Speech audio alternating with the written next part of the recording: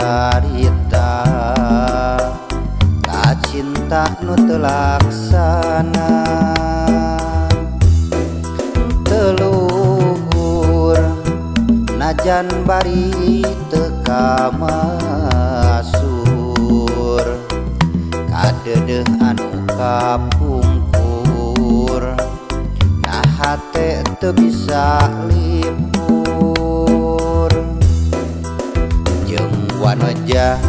gelis pisan kalahiran pamoyanan nu kungsi jadi panutan geuning masih saturunan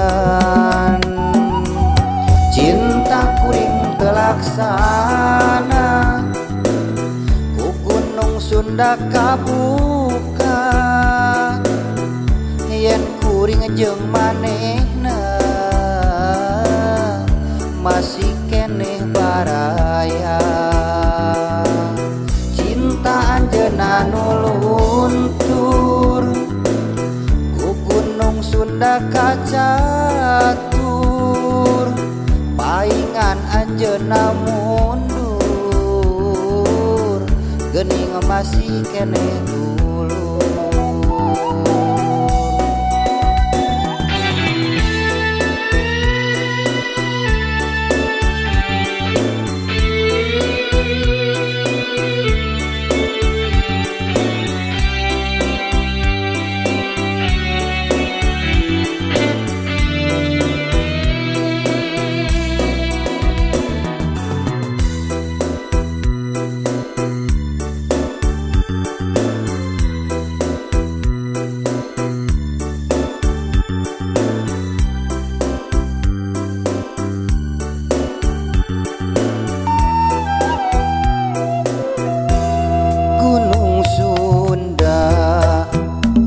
Jumplukna tepira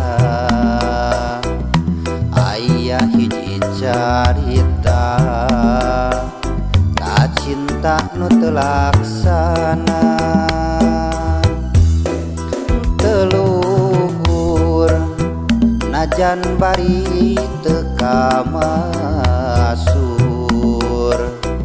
kadedeh anu kapungkur hate teu bisa lipur jeung wanoja gelis pisan kalahiran pamoyanan nu kungsi jadi panutan geuning masih saturunan cinta kuring telaksana ku gunung Sunda kabuka yen kuring jeung manehna masih keneh baraya cinta anjeunna nu luntur ku gunung Sunda kacatur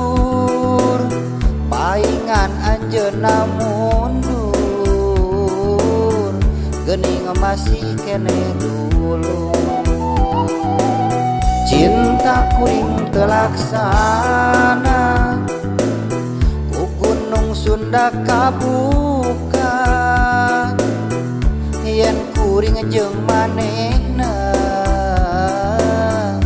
masih keneh baraya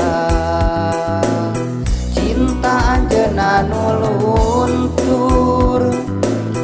ku gunung Sunda kacatur paingan anjeunna mundur geuning masih keneh